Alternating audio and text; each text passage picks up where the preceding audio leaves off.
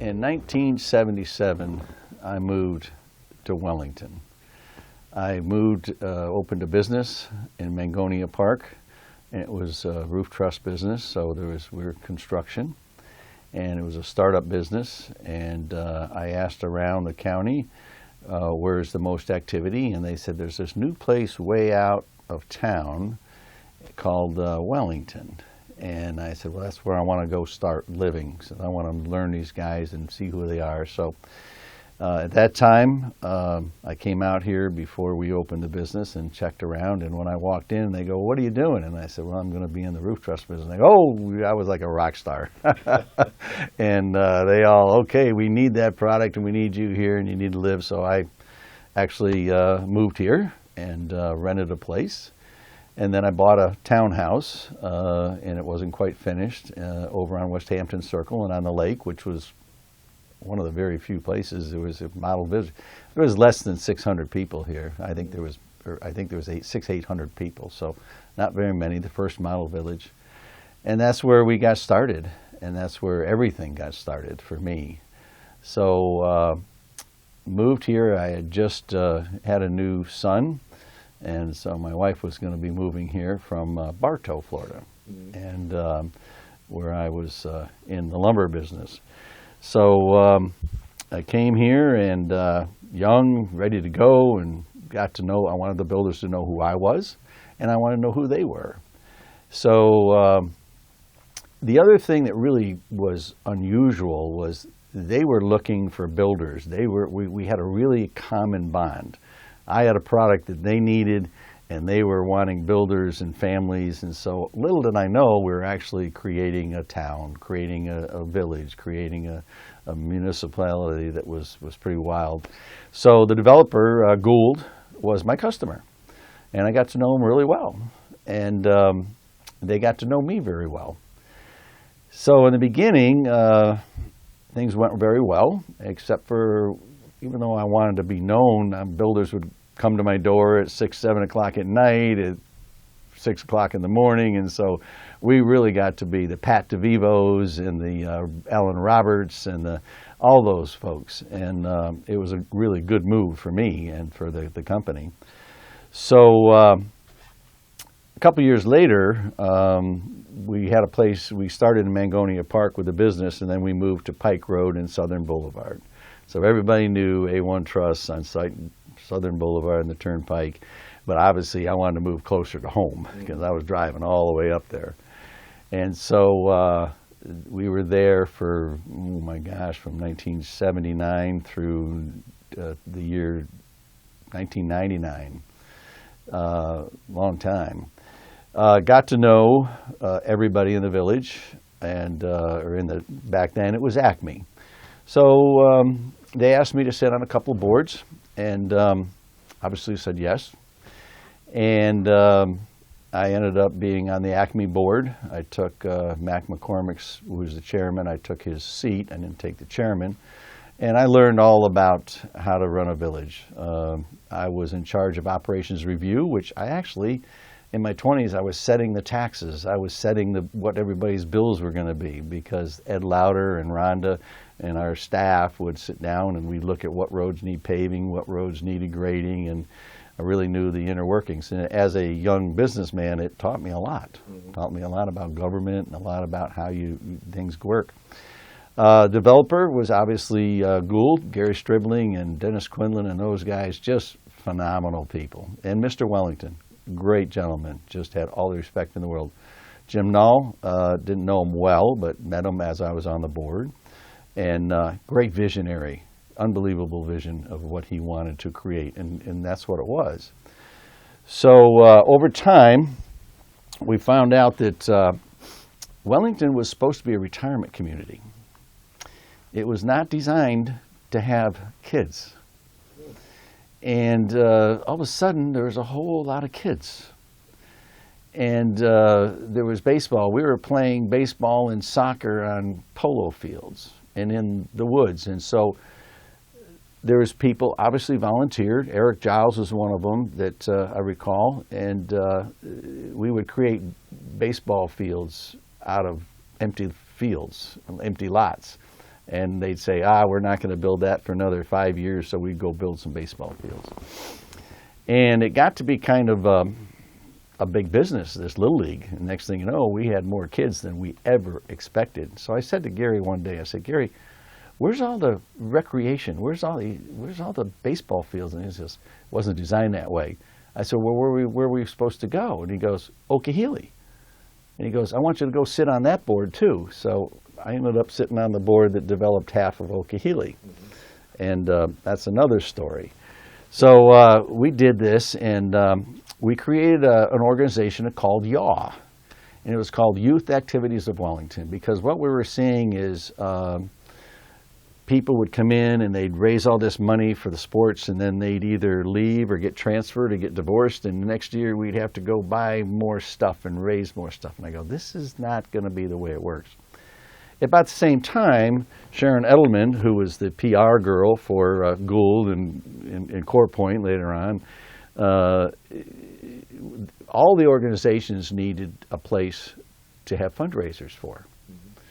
Now, in the meantime, actually, it was only about a year after I was here, year and a half, they came up to me and said, we need you to start an organization called Rotary. I go, I don't even know what Rotary is. They go, Gary says, that's okay. You can't mess it up if you don't know what you're doing. And I go, yeah, you're about right. I said, if I mess it up, it won't be my fault, because I didn't even know what Rotary was. So I was the first Rotary president. We met for about a year and a half at the clubhouse, the tennis house. And this is back in the early days of Wellington. So let me go back a little bit.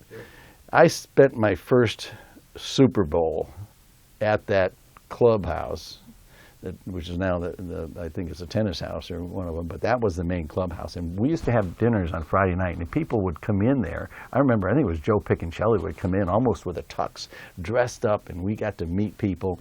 But watching the first Super Bowl, there's like 8 of us there, and we had to move the rabbit ears because we would lose it, and there'd be a really good score, and we'd like, hey, there wasn't any replay back then. I mean, this is in 1977 and 78. So those were the days. It was, you'd go and meet dinner and talk, and everybody would be there. You knew everybody. So they asked me to start Rotary, so we met for about a year now, and we would meet at the clubhouse, and I got to know it. Now, I didn't start it. They just invited me to this lunch. And then what happened is we got our charter in March of 1980. And it took us a while because there wasn't enough businesses. We couldn't get enough people to have the qualification for the 20 people to start. So we finally, when they opened, I never forget, when they opened the Publix right there in Forestville Boulevard, we're like, wow. We've got Jerry Williams, who had the Hallmark store. And that's what tipped us over the edge. Darrell Bowen came in, and we had all these people that we go, hey, you're going to join Rotary. And so we did, and then at the last minute, the guy who was going to be president, he left town or something, and they said, you're taking over. And I go, oh.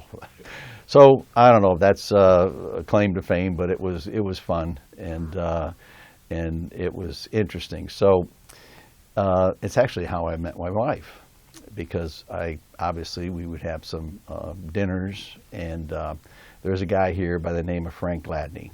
And Frank Gladney was a really very interesting guy. Mm-hmm. Dealt with presidents. He was head of the railroad union and had but he kind of took over one of the other organizations, and he kind of came into Rotary, and he took me under his arm and would tell me how to do things. And he says, we're having a dinner, you better have a date.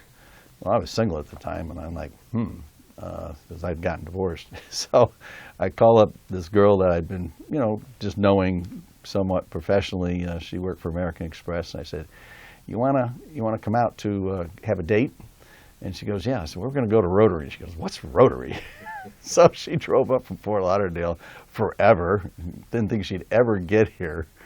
And she goes in, and she still talks about this day. She goes in, and there's Frank Gladney he had his white suit on and white hair and all these guys. And she goes, and what am I getting myself into here? But hey, we've been married 35 years, so it worked out pretty well. And so Rotary went, and I was on the board for I don't know, 10 or 15 years, and I finally decided it was time for other guys to take over.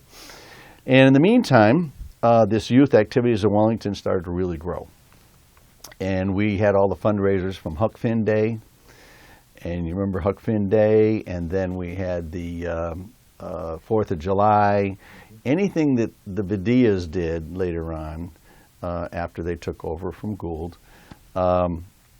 It was, we would be the charity. The Rotary would go for us, and the Kiwanis would go for us, and everybody would go. And so I was the one with the money. And I'll tell you, there's sometimes, I'll never forget when I was first dating my wife, we went from home from, I think, Huck Finn Day or 4th of July, and we had about $20-some thousand in $1 bills and 20s and 5s, because it was I went around and collected all the money, and I'm like, I don't know how to count this stuff, and I don't know how to take it to the bank. And it was a full day getting it all reconciled, and then we pretty much organized it, so it was pretty good. So then the Vidias had taken over, and they built these really neat fountains coming into Wellington, these neat entrances. So I went to them and I said, how much were those? How much did you spend on those? And they go, a lot.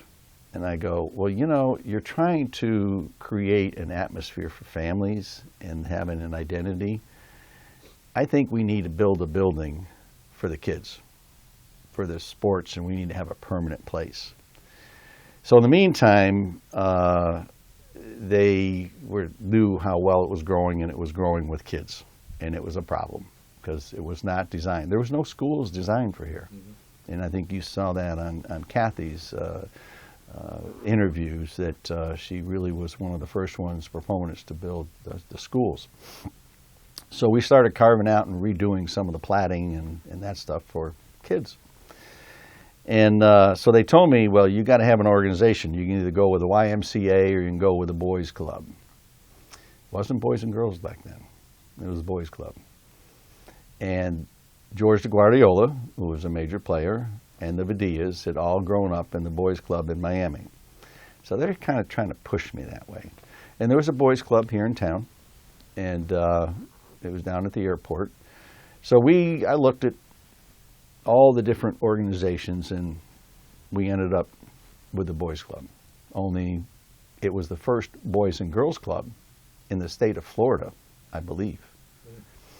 And actually, Mary Brink, a lot of people don't remember Mary, but Mary was here, and her daughter was the #1 member, and my son was member 002.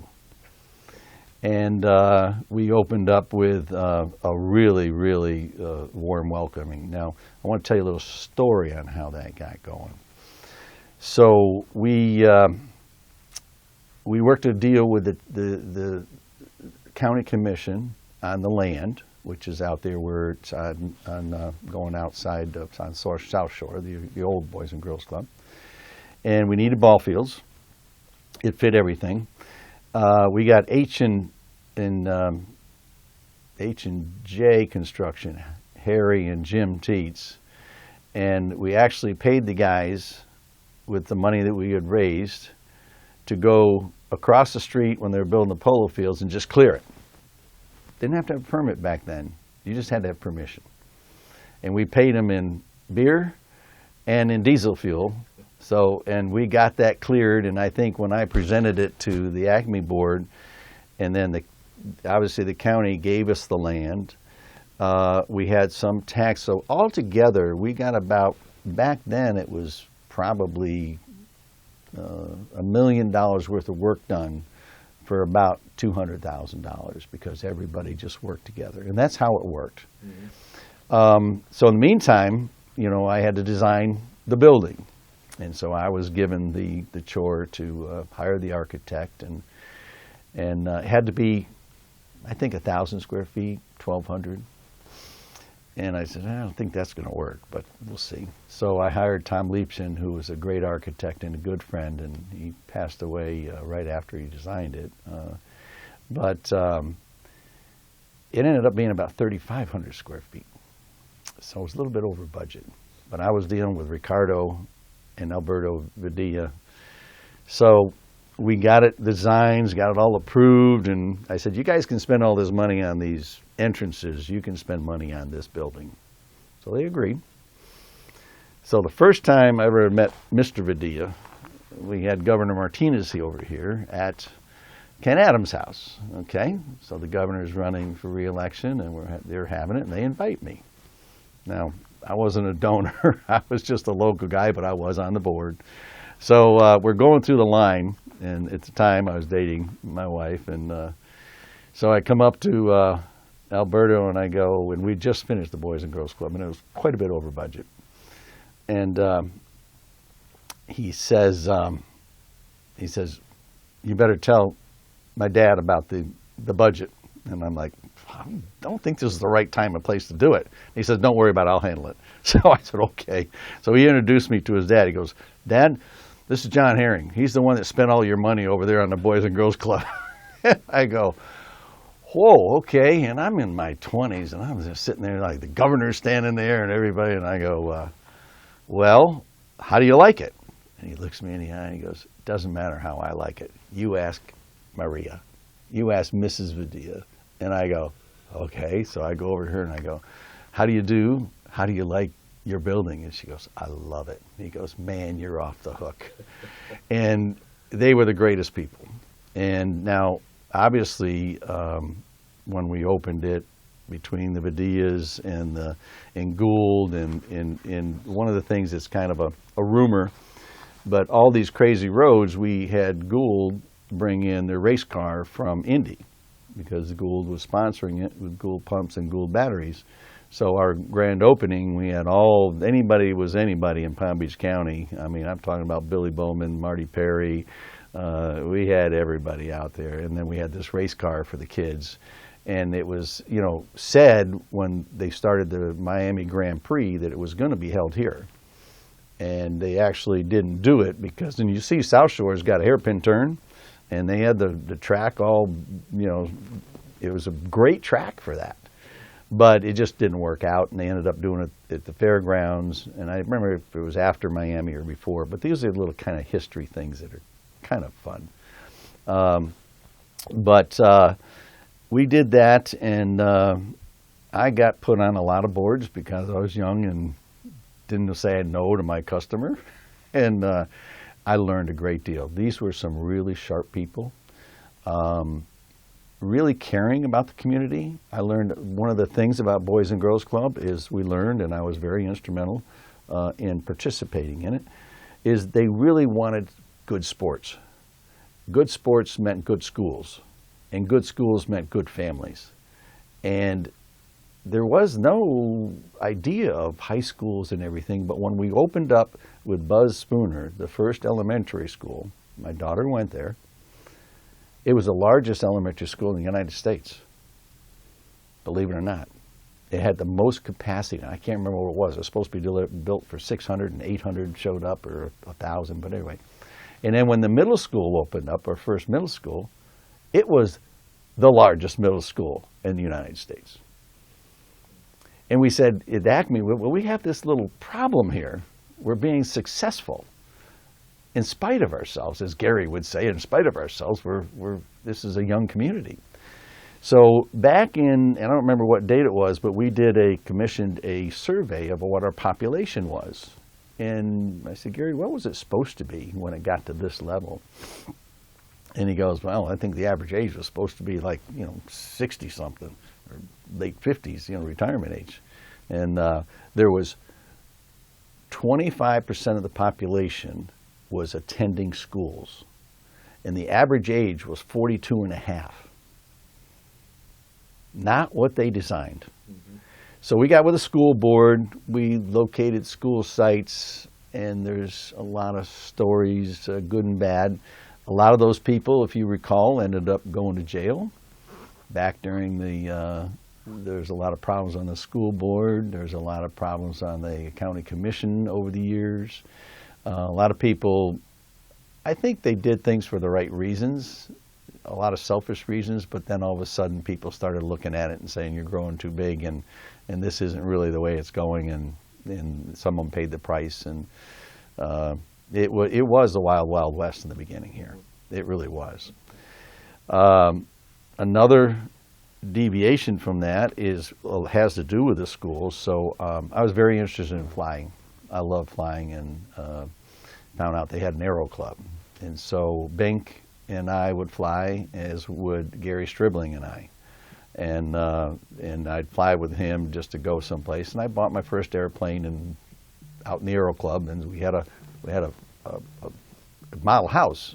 So I said to the guys, I said, is it okay if I put my airplane in there? They go, absolutely. So I put my airplane in the model house, which was great, and had my own private airport and my own private airplane hangar, and used to fly around with Gary. Sometimes he'd go pick up his daughter up in Orlando, so he'd ask me to go with him, and I'd go with him, and then with Bink, we'd just go fly some of his Cubs around, and just because that's what Bink did, is he would fly. And I think that's a little bit where Flying Cow came from, because Mr. Wellington, it was Seattle or Wellington, but you always see Bink flying over, looking or chasing the cattle or doing whatever. So when they started the airport, I wanted to really be involved, and I always dreamed about living out there, and it was a little bit beyond my means at the time. But I did buy one of the first lots out there, and they gave it to me at cost, because I was helping them make the rules, and I was actually taxiing the plane around to look at the setbacks and what it should be. So got a lot of history out there, and became very involved in that, on the board probably 10 or 15 times. And one day, this is a kind of a funny story, I don't know exactly what I was looking at, but I looked at the end of the runway, and it was big open field. It's where the dog park is. And the only thing there was a dog park, well, it was open field, and this daycare center. And I go, I wonder why that daycare center's out here in the middle of nowhere.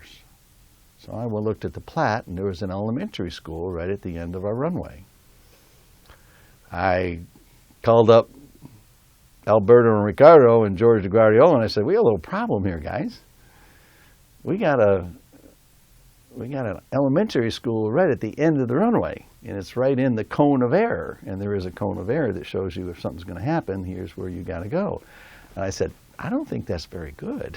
And so they go, come on in. So that night I went in, and of course you always went in late at night with the Vidillas at 5 o'clock and had Cuban coffee, and I'd go home at 9 or 10 or 11. I'd be counting the tiles in my ceiling because I was wide awake.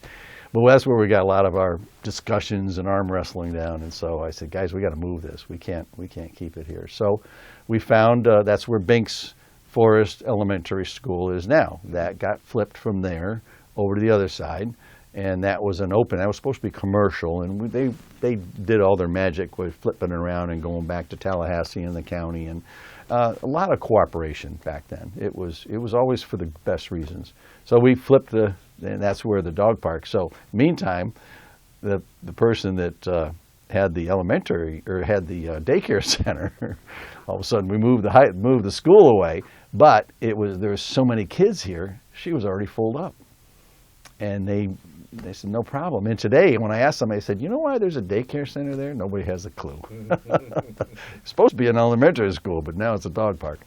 But those are some kind of cool things that we used to do, swap things around for the best. It was fun working with them. It was obviously a huge education for me. And there's a couple other little fun stories that I'll tell you about. So obviously the horses came to town with Mr. Yovazaker. That was his passion. And we had, I think Clint Eastwood was here. And of course, they called me one time when the princess was coming into town, and the Prince Charles, and I had a Jaguar, and the Jaguar was a British car at the time. So they said, can we borrow it? And I go, yeah, I don't care. So they borrowed it. But they didn't use it because Alan Black, who actually built where the first shopping, where Winn-Dixie used to be in Ultimate Gym, we did all the trusses on that. And Squire's Deli back then was the only place you could get a sandwich. And otherwise you had to go into town or up to Okeechobee. And so when Winn-Dixie came, Winn-Dixie was a godsend. I mean, but when you went in there to shop, it'd take you 2 hours because you knew everybody, and everybody would stop and talk. And isn't this great? And I mean, it was really kind of a cool thing. But Alan Black was the developer of that, and he had a Rolls Royce, so they used that. And I'm like, I never could say that, oh, they used my car. But those are kind of fun stories. But I got a call one day from this guy, Stu, that was working for Gould. And where the taqueria is, across from the stadium, because when the stadium was there, that was a big open field, and people used to park their stuff on it. It was just one big gravel parking lot. They brought in this building from Delray Beach that was out in the middle of a tomato field. And I think Billy Bowman or something has something to do with it. And they were going to bring it in because they were there wasn't enough room at the stadium to sell all their tchotchkes and to do this stuff. So they're going to redo this really old train station. And it was a really cool train station. I mean, it was probably 20 feet wide, or it was probably less than that. It was probably 15, 16 feet wide and 30 feet long, and it had really cool overhangs on it and a lot of architectural stuff. And they go, we're going to use this, but it's not going to work. So we want to donate it to you, and to put for your sports stuff, because we were trying to build a building, and that was the whole thing, and all in volunteers, and we'd raise $10 and spend $9, and it was taking forever. So they said, it's not going to work, so we're going to give it to you. And I said, well, how am I going to get it over to where the high school is now? And because that was the ball fields we had chosen and allowed, because it was a church site. And where there's a little pond, the pond wasn't there. That was our ball fields. We had 4 ball fields there. And we were building this Quonset hut. So anyway, he says, well, we got a price to move it from some professional movers. And it's like $5,500. I go, okay. And he says, but it's got to be out of here by November 10th because Mr. Yovasaker's coming, and he doesn't like it.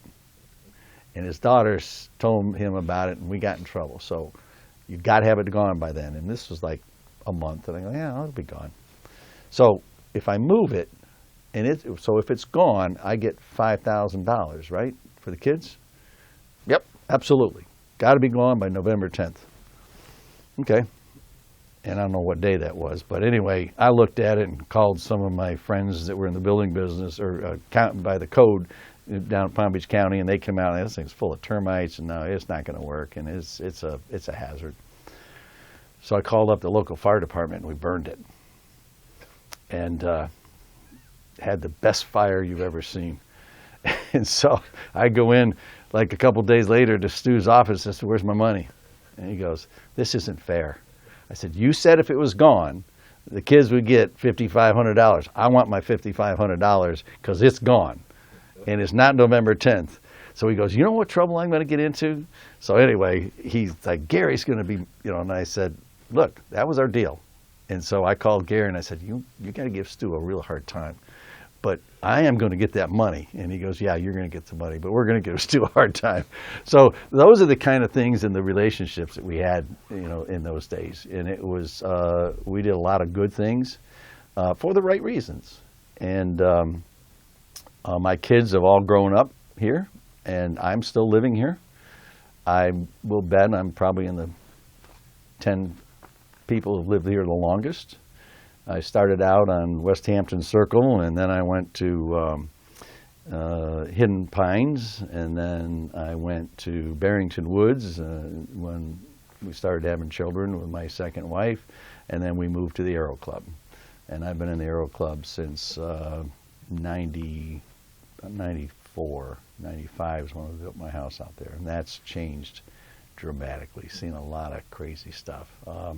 I actually hired all the engineers and worked with the village. Well, let me go back about making this thing a village. I was on the Acme board, and I was charged with the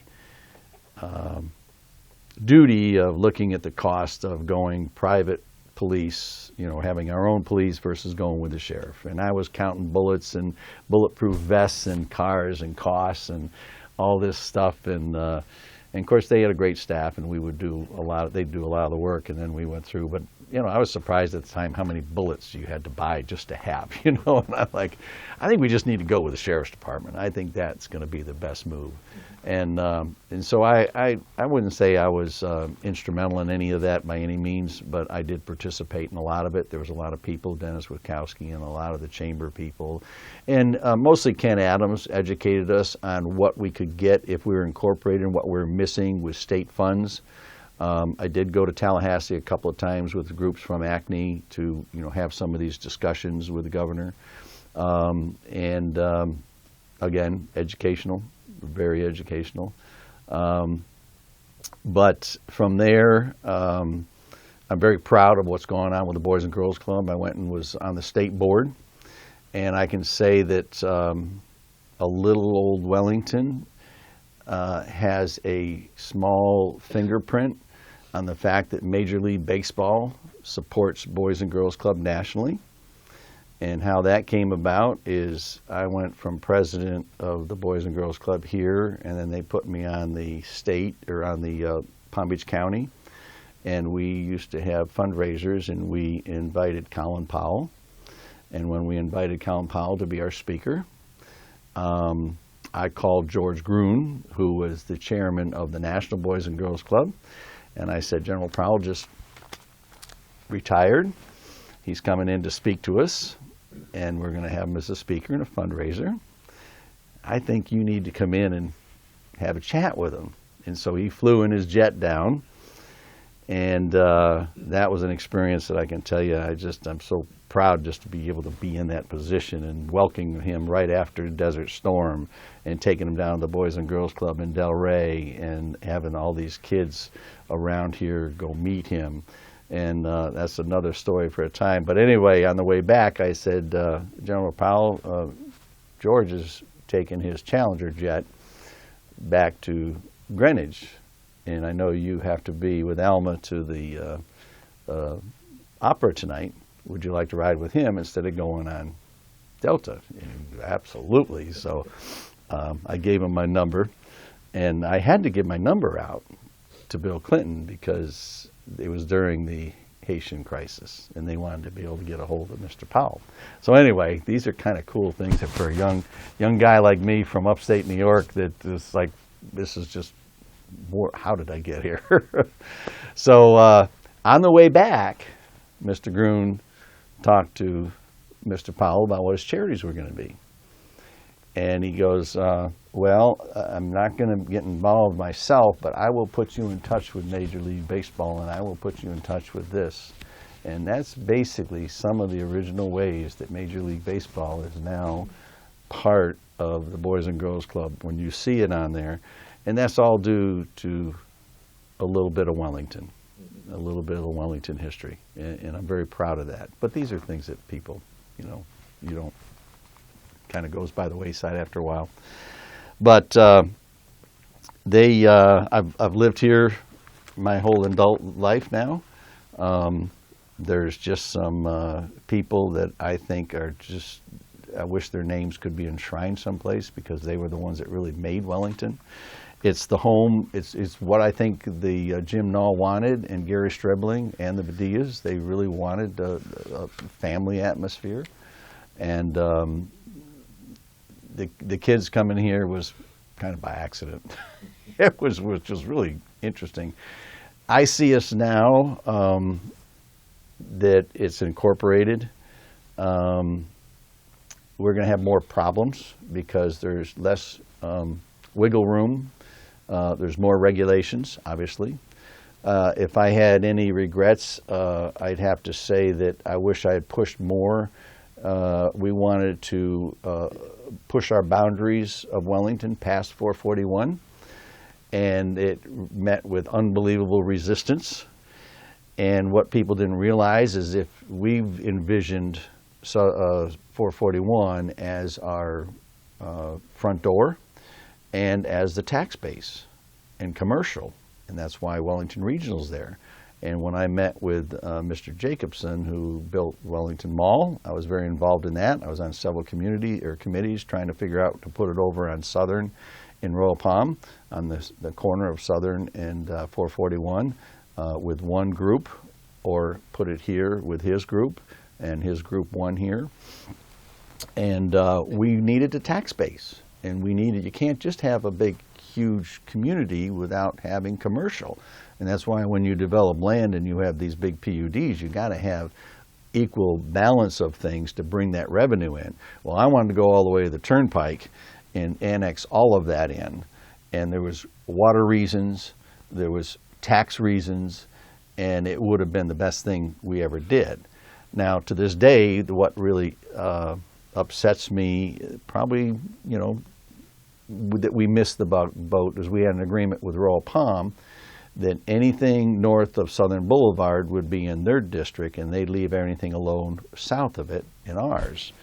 Well, after Sam Lamstein retired, they forgot that, and then Ed Lauder left, and things changed. Well, right now, Lowe's and what was Home Depot at the time had a Royal Palm Beach address, and they got their taxes, and we lost out.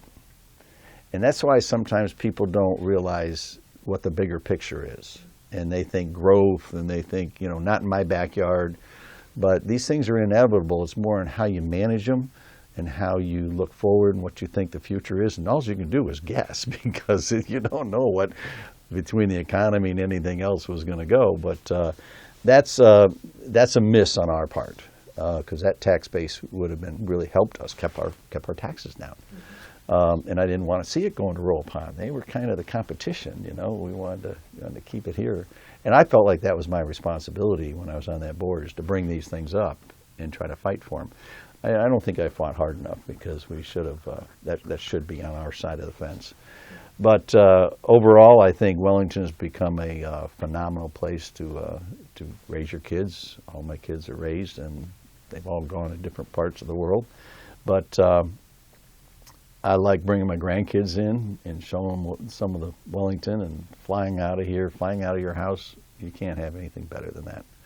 But I would like to recognize, I got a list here of people that I think are very instrumental, and it's all a big list. And I just, wanted to kind of bring up some names for some of the people of the past and just kind of enshrine them. But obviously, Mr. Wellington, C. Oliver, was just an unbelievable person, and what a vision. And Jim Nall, the vision that Jim had was unbelievable. Gary Stribling, Dennis Quinlan, David Andrews, the voice of polo, great guy. Bing and Joanne Glisson, great friends. Bink was a very great guy. Took me under his wing with a lot of stuff, teaching me and going here and even flying. Larry Fountain was on the board with me. Mac McCormick, who was the chair on the board. George DeGuardiola, obviously. Father Mangrum, he married my wife and I, and Father John was just a great guy, Frank Gladney, I wish a lot of people really knew who Frank was, but what a guy. And Dennis Wachowski, of course, Darrell Bowen, Ken Adams, Ed Lauder, Mark Miles, the Badilla family, Ricardo and Alberto, and those guys, they got caught in the S&L crisis. Not anything, it's just bad luck and bad timing and bad choice there. Alan Black, who did he was from actually South Africa and was a great guy, and a couple of stories. Obviously, Bill Yovazaker, got to meet him several times, and he was quite a guy. And his daughter, Lori, all the builders, and there was a dozen of them. And what's funny is my first customer was Scenic Homes and Pat DeVivo. And I just talked to Pat a week ago, and he's still in his 90s. and he's still climbing ladders, and his son is saying, I can't keep my dad from putting a hammer in his hand, and he's 94 or something. So I told him, hey, let's get together and have lunch. I'd love to see him. Gene Mish, obviously, and Tom and Regis Wyndham was great. Kathy Foster was phenomenal. Joe Piccincelli, Buzz Spooner, Mary Brink, Wally and Jeff Santa Maria. I mean, I can just go on with these guys that I look at mentored me in my business. And my business has grown. We moved to Southern Boulevard, and then we had eminent domain, and I built a new place up in Fort Pierce. And a lot of things I learned here on all these committees, and I was on several county committees with the fire department and the ambulances making those decisions. I don't know why everybody said, hey, we need you to go on this committee. And Ken Adams was another one that would say, hey, John, you'll do this. And then a lot of state boards, was on a couple boards for Governor Childs and Governor Martinez after I met them here. Next thing you know, I'm told I got to be on a workers' comp committee. But I learned all that stuff. It's where you learn. These are life lessons that they just stay with you forever. And just doing business with people like Jess and all the builders out here, it's I owe a lot to Wellington for my success. And I employ 400 people and do business. We got a place in Georgia and here, and my customers have the Mintos of the world, and obviously the Lennars and the Coulters and the Ryan Homes. We're like partners, and a lot of this I learned from how we started our business here, and we started our business like we started Wellington, for the right reasons, being upfront, honest. When we had a problem, we'd all sit down, arm wrestle, and sometimes you'd lose, sometimes you'd win, but you moved on for the best of whatever happened. And that's what I think I learned most is from the Padillas and from Gould is, sometimes you don't see what's really the best, but just go with it and make it the best. And that's kind of how I'm going. So my hat's off to everybody who's taken Wellington today and doing what they're doing with it. I think it's a great place. Love to see, and I see construction out here now. I think that's great. It's managed growth, and that's what we have to do.